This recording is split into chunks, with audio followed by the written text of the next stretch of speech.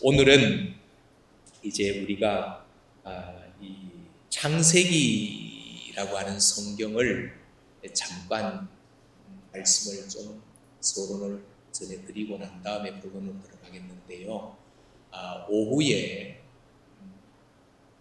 저는 개인적으로 모든 분들이 다 함께 저와 함께 천국 갈 때까지 한 사람이라도 좋으니까 공부하는 것이 소원입니다. 이게 참 소원인데, 그래서 말씀 안에서 서로 울고 말씀 안에서 서로 기뻐하고 또 말씀 안에서 서로가 부대끼면서 하나님의 모습으로 우리가 조금씩 빚어져 가는 것, 이게 참 우리의 소원인데, 그런 은혜가 분명히 우리 교회 가운데도 있어질 날이 올 줄로 알고 하나님 앞에 영광의 박수 올려드립니다. 이거는 인간의 노력으로 되는 것은 아니고요, 성령님께서 우리의 마음을 감동 주셔야 되는 거기 때문에 성령님의 감동하심에 충실하시면 되는 거죠. 자, 또 오후에 우리가 공부를 할 때 창세기를 어렵게 생각하지 말자. 창세기는 1장부터 50장까지지만 크게 두 부분으로 나뉘어져 있다 그랬습니다. 그렇죠? 1장부터 11장까지는 메소포타미아 지역에서 발생한 인류의 일반 역사가 만들어졌고, 그 인류의 일반 역사가 하나님을 왕으로 인정하지 못하고 하나님을 배도했을 때 하나님께서 이 인류 역사 가운데 내 나라, 내가 통치하는 나라, 나를 왕으로 섬길 수 있는 나라, 그 나라를 만들어야 되겠다 계획을 하시고 창세기 12장에서 한 사람 아브라함을 부르셨다고 했습니다.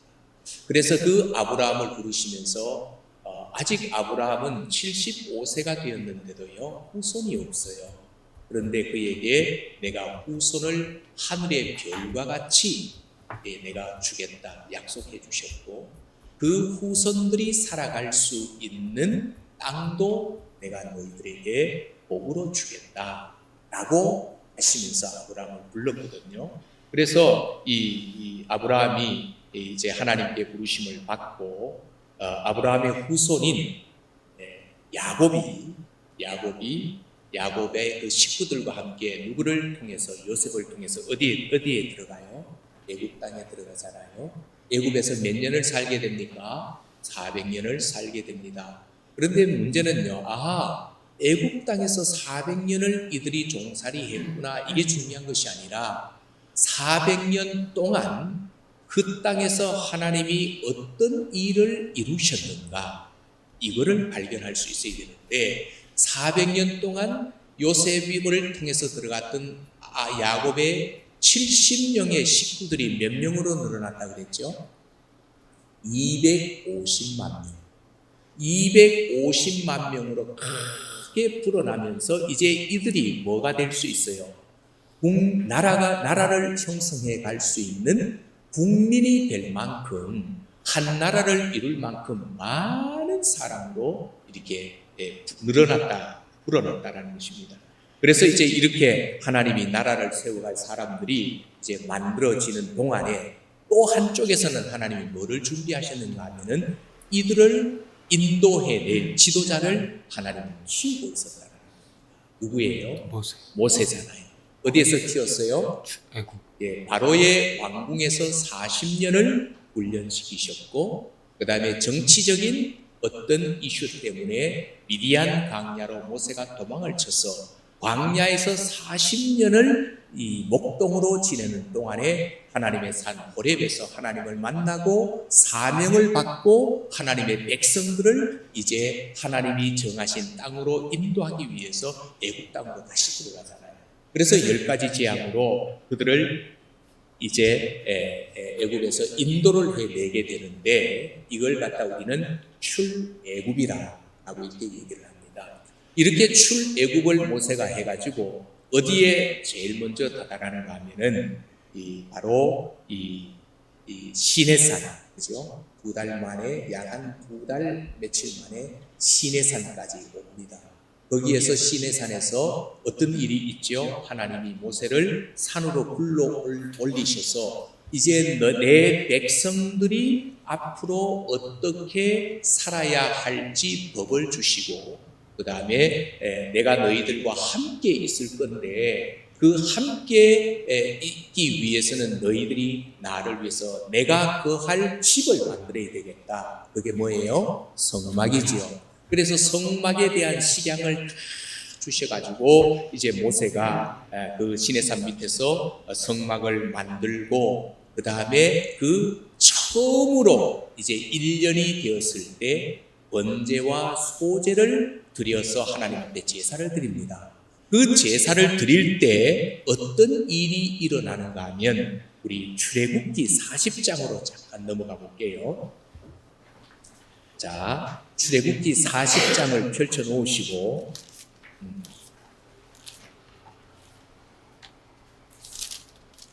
40장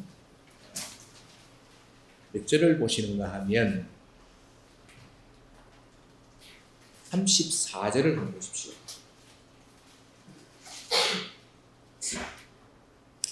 자, 위에 33절에 이같이 역사를 마치니, 이 뭘 마쳤다라는 거예요? 하나님이 가르쳐 주시는 대로 성막 짓는 것을 다 마쳤다라는 겁니다. 역사를 마치니 34절 한번 읽어볼게요. 시작. 구름이 회막에 덮이고 여호와의 영광이 성막에 충만하다. 이렇게 말씀하고 있습니다. 자, 이것은 이 백성들이 하나님 앞에 번제와 소제를 드릴 때 그때에 성막에 뭐가요? 구름이 충만하게 덮였다. 이렇게 되어 있거든요. 그러면 여기에서 하나님 앞에 제사를 드릴 때에 구름이 충만하게 덮였다라는 이 말이 뭐냐라는 겁니다. 그냥 구름이 그냥 지나가던 구름이 그냥 그때 이렇게 덮인 이런 어떤 의미는 아니잖아요. 그러면 이것도 분명히 무슨 의미가 있을 텐데, 여러분 혹시 모세가 시내산에서 하나님을 만났을 때 하나님께서 나는 아브라함의 하나님, 이삭의 하나님, 야곱의 하나님, 너 조상의 하나님이다 라고 자기를 소개하시잖아요. 그리고 난 다음에 모세에게 사명을 주시면서는 이제 그 하나님이 어떤 하나님으로 모세를 만나 주시는 것이죠? 모세의 하나님. 그럼 모세의 하나님으로 만나 주실 때 그 하나님의 이름을 우리는 뭐라 부른다 그랬죠? 예? 샤켐. 그래서 이제부터 하나님께서 조상의 하나님이 아니라 나의 하나님이 되셔서 우리의 삶 속에 하나님이 직접 들어오셔서 우리와 함께 하시겠다. 이런 약속을 주시고 난 다음에 모세를 애굽으로 보내셨잖아요.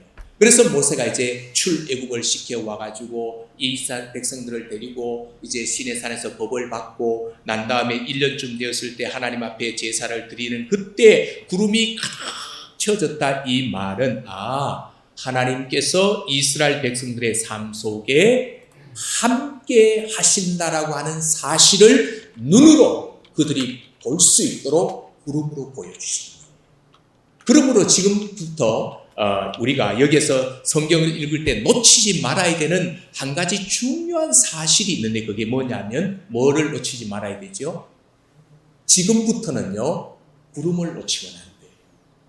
구름.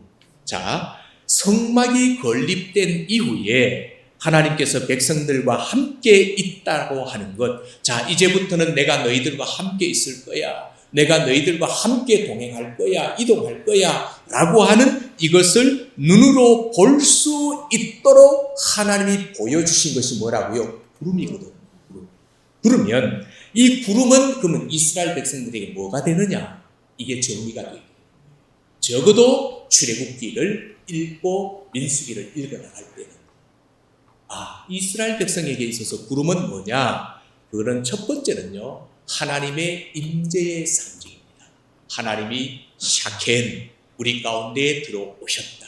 하나님이 우리와 함께 하신다. 이 임재의 상징이 바로 여기에서 구름이거든요. 구름. 그리고 또 하나는요, 지금 이스라엘 백성들이 가야 될 목적지가 어디예요? 가나안 땅이잖아요. 그런데 이스라엘 백성들은 아직까지 그 땅이 어딘지 몰라요. 그리고 그 땅을 갈 수 있는 방법도 몰라요. 모르고 그 다음에 가는 길에는 이미 그 땅에는 누가 살고 있어요? 많은 부족들이 살고 있잖아요. 원주민들이 살고 있기 때문에 이스라엘 백성들이 지나가는데 그냥 가만히 지나가도록 놔놓지 않는단 말이에요. 그럼 뭐가 일어나요? 전쟁이 일어날 거잖아요. 그럼 전쟁이 일어날 때에 누가 그들을 앞에 서서 그들을 위해서 싸우는 지휘관이에요? 하나님이시죠. 그러면 지금 이 구름은요, 이스라엘 백성들에게 있어 군대의 지휘관입니다. 지휘관입니다. 또 이스라엘 백성들은 가나안 땅에 가보지 못했다 그랬기 때문에 그들에게는 지도도 있는 것도 아니고 또 어떻게 나침판이 있어 방향을 잡는 것도 아니고 다만 그들은 어디에만 있으면 되는 거예요. 그러므로 지금부터 구름 아래만 있으면 되는 거예요. 그리고 구름만 따라가면 되는 거예요. 그러면 이스라엘 백성들은 걱정이 없는 거예요. 왜? 그 구름이 누구라고요? 하나님의 임재. 하나님이 그 구름을 통해서 당신의 모든 것들을 이스라엘 백성들에게 나타내 보여주고 있기 때문에 이스라엘 백성들에게 있어서 구름은 너무너무 중요합니다. 그래서 이제 우리가 성경을 읽다 보면 구름이 성막에서 떠오르면 성막이 뭐예요?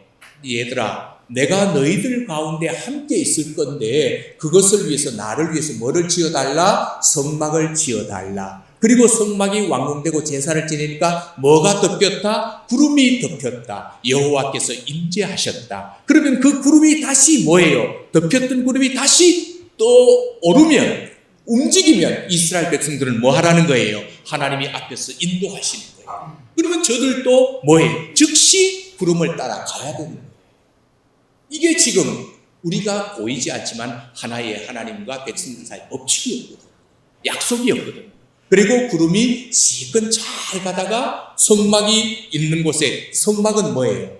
성막도 이동을 하게 되면은 그들의 텐트만 철수시킨 것이 아니라 하나님의 성막도 철수를 해야 되잖아요. 그럼 성막이 움직여서 쭉 가는 곳 위에 구름이 딱 멈추면 거기에가 멈추어지는 것입니다. 다시 텐트를 쳐야 되는, 거기에서 머물러야 되는 그런 곳이거든요. 그래서 하나님은 이스라엘 백성들에게 지금까지 가라, 멈추어라 말씀하셨어요? 안 하셨어요? 아니, 자, 하나님이 얘들아 이제 출발하자, 얘들아 이제 여기 멈추자 말씀하셨어요? 안 하셨어요? 하나님이 안 하셨어요. 그런데 그들은 움직이고 있고 멈추고 있거든요. 왜요? 그들에게는 뭐가 있기 때문에요?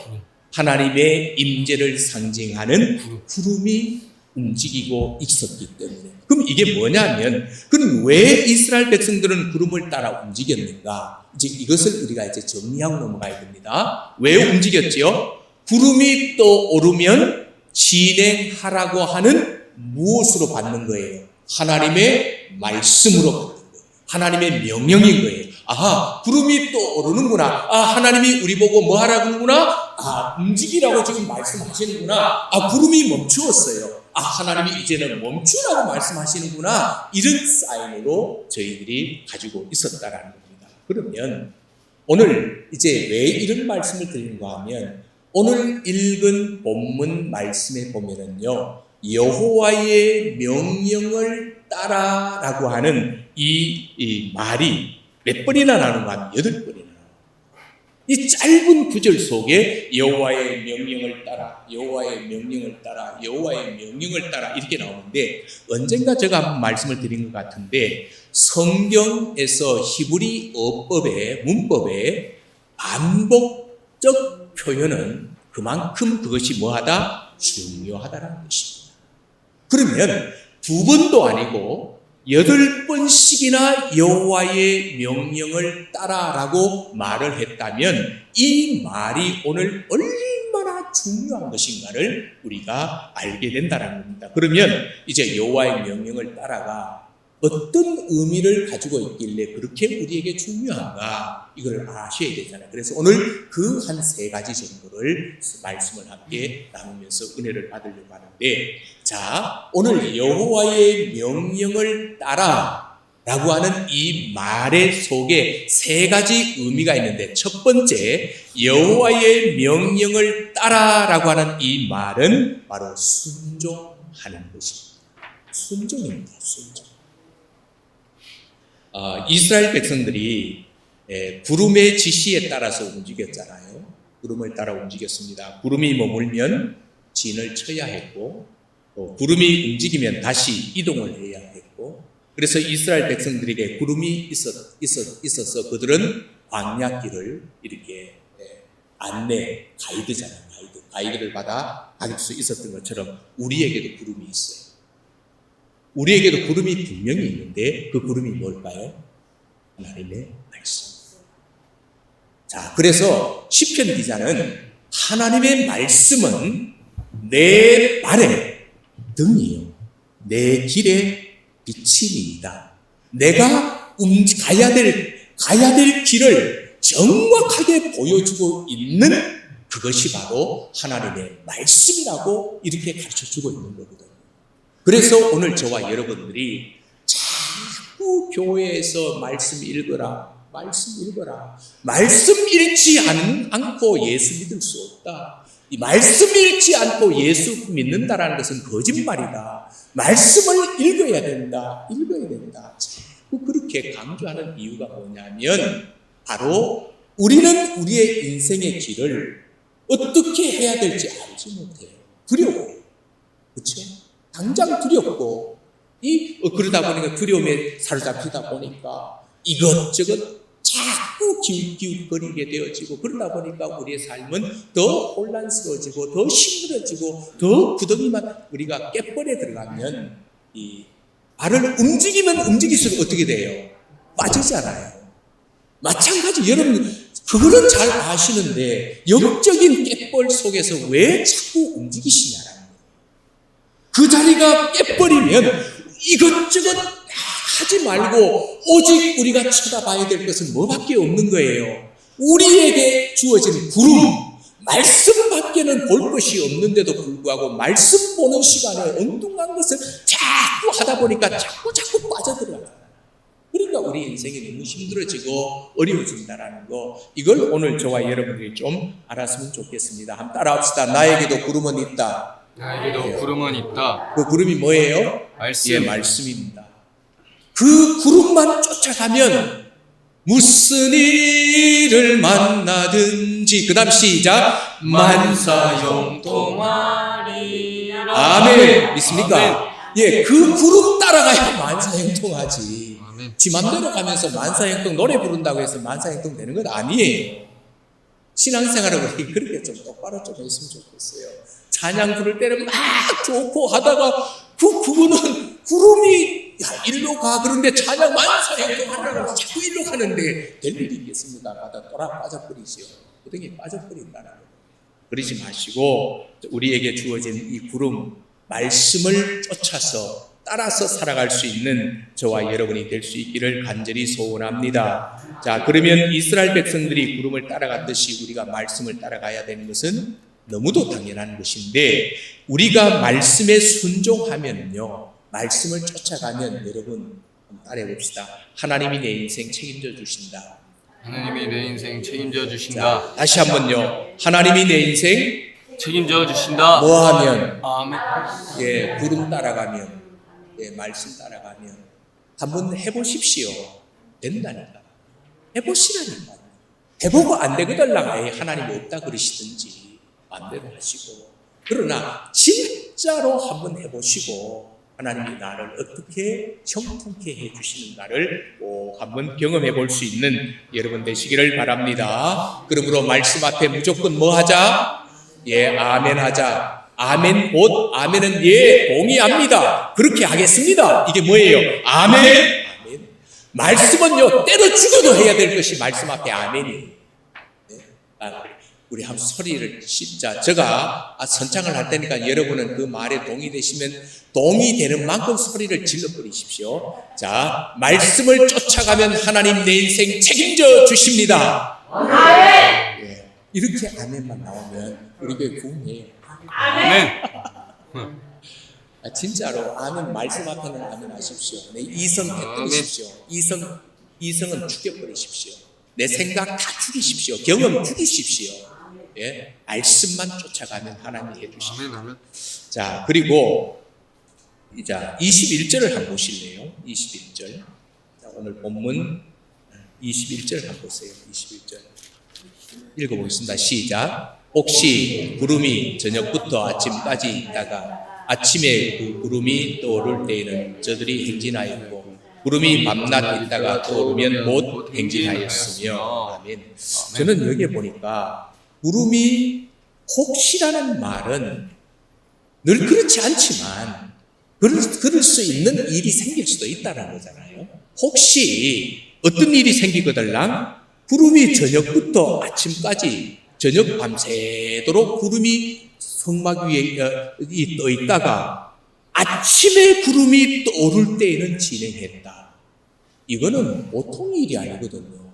여러분, 광야는 낮에는 햇빛이 강해가지고 일을 하거나 행동할 수가 없을 때 일할 수 없고 오히려 햇빛이 강할 때에는 성막 안으로 치고 그 안에 들어가 쉬어야 될 때인데 혹시라도 구름이 그때 또 오르거들랑 뭐 했다? 진행했다 이렇게 말하거든요. 자, 그래도 이 말은 뭐예요?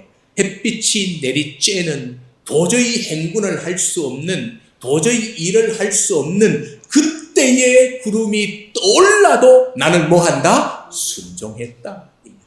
움직였다. 순종했다. 그럼 이것이 오늘 우리에게 적용해 볼게요. 여러분, 우리가 어려운 환경 속에서 있을 때 가장 많이 하는 것이 뭐예요? 예, 불평, 예, 원망. 이거 얼마나 많이 하는지 모릅니다.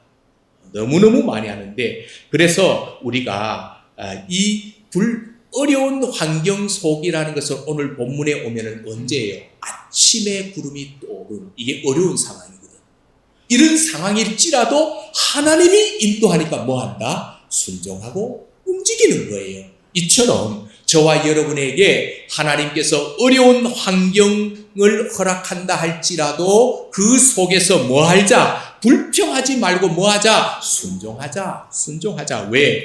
우리의 감정, 우리의 환경, 우리의 건강 여하에 따라서 순종이 좌우돼서는 안 됩니다. 내 건강이 좋을 때 얼마든지 누구든지 할 수 있어요. 내 환경이 좋을 때 누구든지 할 수 있어요. 그러나 건강이 안 좋아도 환경이 어려워도 하나님이 인도해 가시면 아멘, 거기에 무슨 하나님의 선한 뜻이 있는 줄 알고 하나님만 믿고 갑니다라고 무릎을 꿇고서라도 가게 되면 거기에 주의 역사가 나타나게 되는 줄로 믿습니다. 아멘. 예, 이게 바로 하나님을 믿는 거거든요. 이게 믿는 거거든요. 그래서 우리는 어려울 때도 순종해야 되는데 왜? 하나님이 인도하시기 때문에. 하나님이 인도하시기 때문에. 나쁜 것에서도 순종해야 되거든요. 예, 왜? 우리가 연단을 받는 시간이기 때문에. 나에게 나쁜 조건이다. 악 조건이다. 예, 그러나 하나님이 나를 인도해 가시고 아멘 하고 구역 나가는 동안에 하나님이 나를 연단시키셔서 나에게 좋은 것을 주실 것으로 만들어 가시는, 그렇죠? 또 우리가 지금 어떤 환경에 있든지 하나님의 주권 앞에서 불평하거나 원망하지 말고 순종하시면 하나님이 저와 여러분의 인생을 책임져 주시는데 그 은혜를 우리의 삶 속에서 경험할 수 있게 되기를 주의 이름으로 축복합니다. 아멘. 자, 그 다음에 두 번째, 첫 번째는 순종이고 두 번째는요, 여호와의 말씀을 따라. 이 말씀은요, 보호하심을 받는다 이 뜻입니다. 여러분, 보호를 받는다. 하나님께서 광야에 있는 이스라엘 백성들을 낮에는 구름 기둥으로 밤에는 불 기둥으로 보호해 주셨거든요. 보호.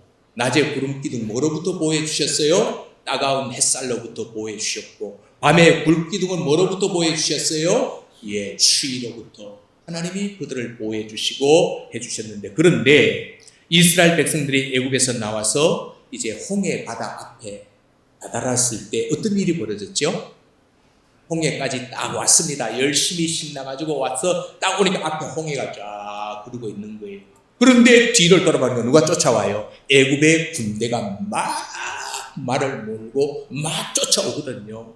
자, 이때 이 앞에는 홍해요, 뒤에는 애굽 군대요, 좌측과 우측에는 절벽이 있어가지고 도망갈 수 있는 곳은 어디도 없고 꼼짝없이 죽게 생겼거든요. 그때 그게 그들 가운데 누가 있어요? 지금 누가 인도해가고 있는 거죠? 구름이 인도해가고 있거든요. 그럼 구름이 인도한다고 해서 누가 그들 가운데 있다라는 거예요? 하나님이 있다는 거거든요. 그러면 자, 앞에 홍해가 있고 뒤에 애국 군대가 있고 양쪽 절벽이 있고 꼼짝없이 동안에 든지가 된 이런 상태 속에서 육신적으로 볼 때는 죽었어요. 이제 꼼짝없어요. 근데 믿음의 눈으로 보면 우리에게는 누가 있다? 인도하시는 하나님이 있다. 그럼 하나님이 가만히 계실 리 없잖아요. 어떻게 하시는지 봅시다. 그 구름이요, 구름이 성경에 보면 뒤로 갑니다. 뒤로.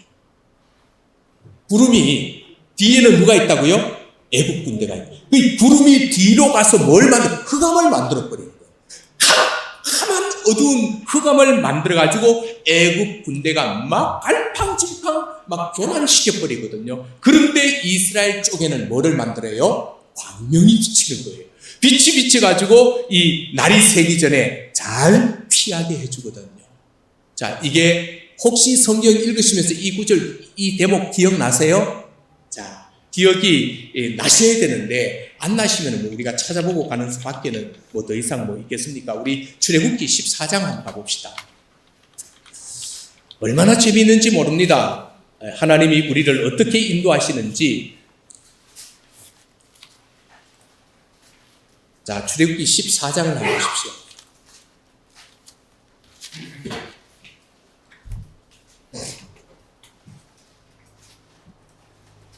찾으셨어요?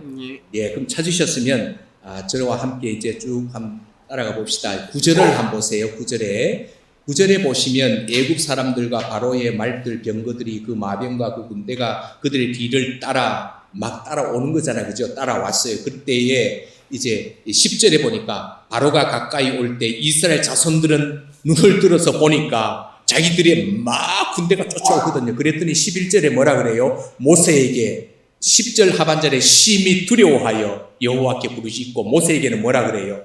애굽에 매장지가 없어 당신이 우리를 이끌어내어 이 광야에 죽게 하느냐? 어찌하여 당신이 우리를 애굽에서 우리를 이같이 하느냐? 라고 하니까 13절에 모세가 뭐라 그래요? 너희는 두려워하지 말고 가만히 서서 여호와께서 오늘 너희를 위하여 행하시는 구원을 보라. 그리고 14절에 여호와께서 너희를 위하여 싸우시리니 너희는 가만히 있을지라. 16절에 지팡이를 들고 손을 바다 위로 내밀어 그것이 갈라지게 하라. 지금 하나님이 모세를 통해서 일하시는 거예요. 이 지팡이를 내밀어라. 그랬더니 이스라엘 자손이 바다 가운데 마른 땅으로 행하게 되고, 19절 보십시오. 이스라엘 진 앞에 가던 하나님의 사자가 그들 뒤로 옮겨가매 구름 기둥도 앞에서 뒤로 옮겨 애굽 진과 이스라엘 진 사이에 이르러 서니 뭐가요? 저쪽에는 구름과 흑암이 있고 이쪽에는 뭐가 있어요? 밤이 맑음으로 밤새도록 이쪽에 가까이 하지 못했다.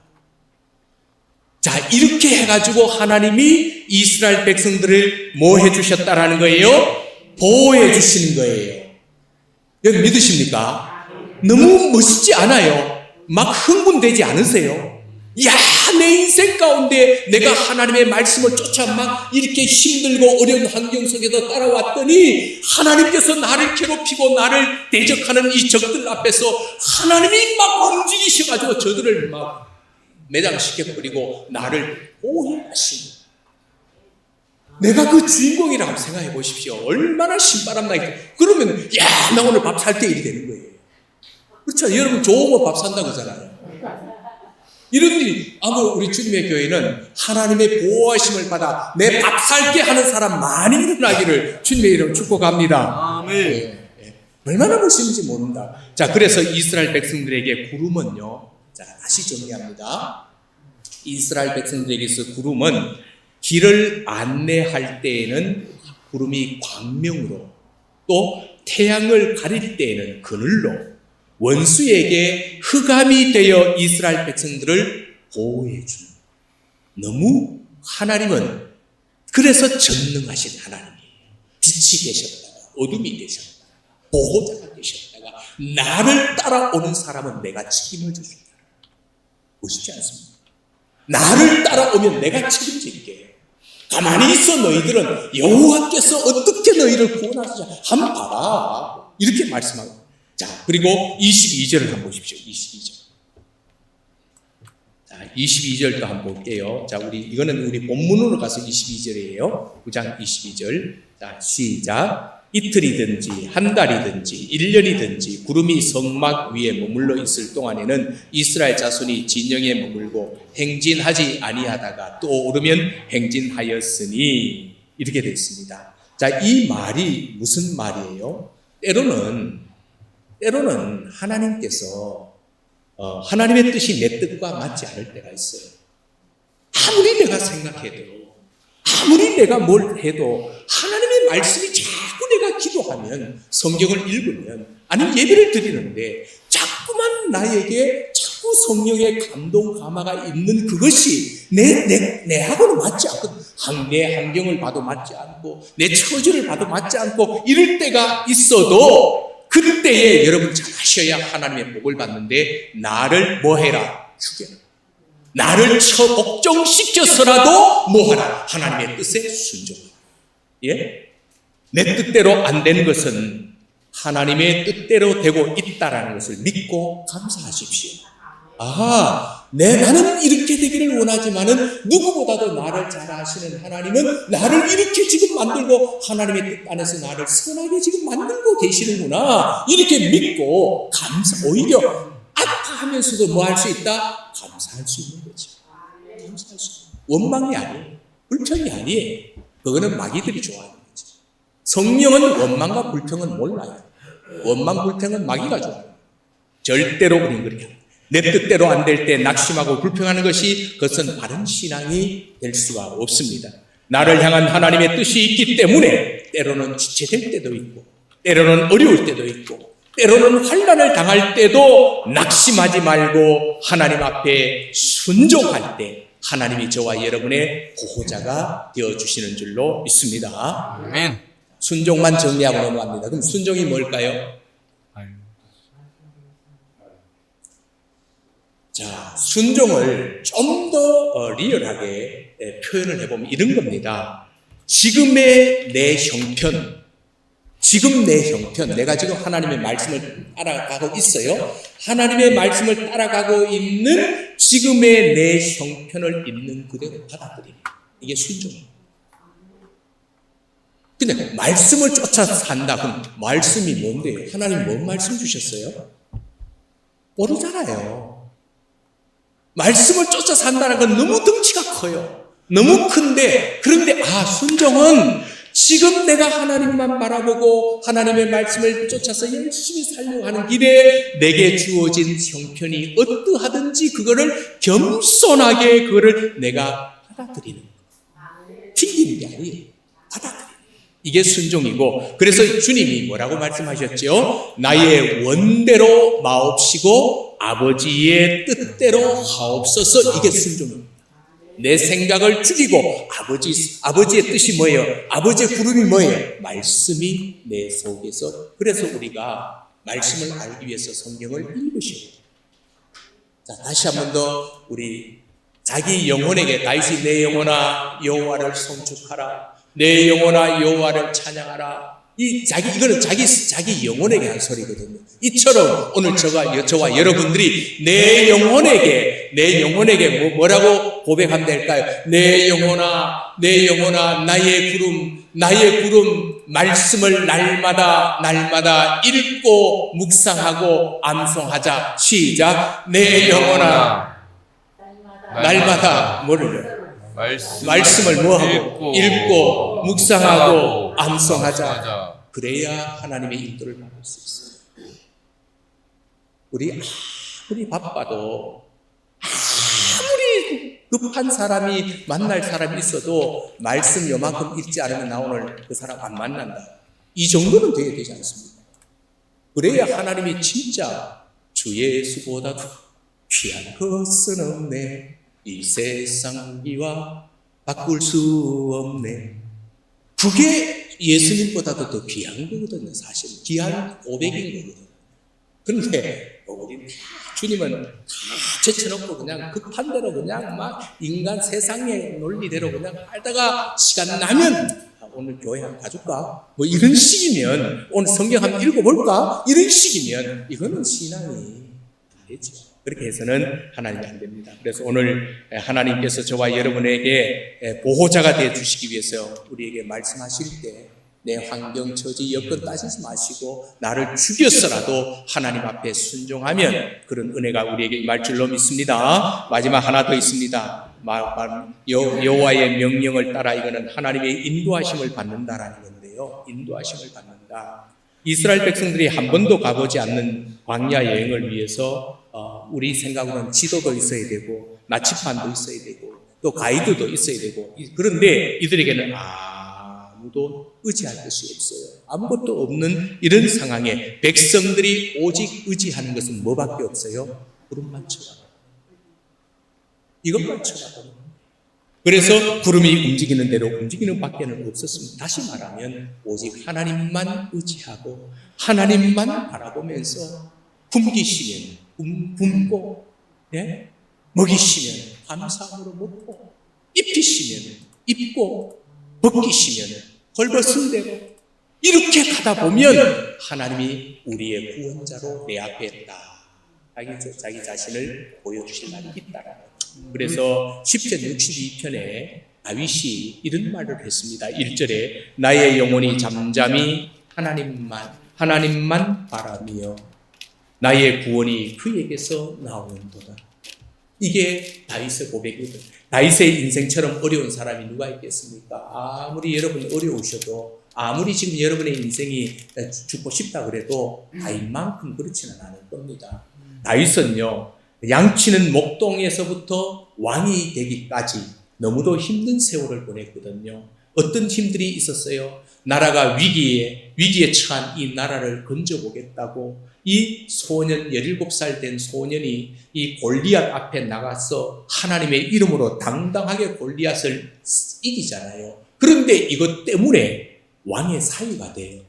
왕의 사위가 되는데, 그런데 그 장인 어른이 이 사위를 뭐 해버려요? 시기해가지고 죽이려고 합니다. 그래서 장인 어른에게 쫓겨서 도망치는 생활을 13년 합니다. 13년. 그뿐만 아니에요. 그리고 난 다음에 그가 나중에 왕이 되어서는 어떤 일이 일어납니까? 셋째 아들 이 압살롬이 지가 왕이 되겠다고 아버지를 향하여 반역을 하면서 들이대고 있거든요. 또다시 아들에게 피해가지고 맨발 버선으로 막 도망을 치거든요. 이것을 사람들이 봤을 때 얼마나 이 다윗의 인생이 정말 비참한 그런 어떤 세월을 보낸지 모릅니다. 그런데요, 다윗이 이 많은 어려움을 경험하면서 한 가지 그가 깨달은 것이 있어요. 그게 뭐냐 하면은요, 바로 오늘 10편 62편 1절이에요. 뭘 깨달았다고요? 세상에서 믿을 것은 아무것도 없다. 오직 하나님만 내가 믿는다. 내 영혼아 오직 하나님만 바라며